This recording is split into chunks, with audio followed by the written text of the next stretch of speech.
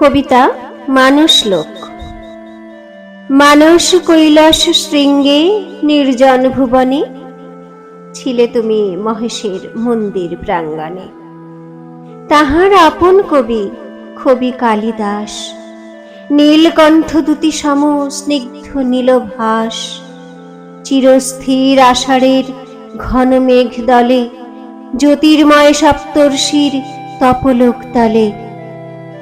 আজিও মানস ধামে করেছ বসতি, চিরদিন রবে সেথা ওহে কবিপতি। শঙ্কর চরিত গানে ভরিয়া ভুবন, মাঝে হতে উজ্জয়িনী রাজনিকেতন।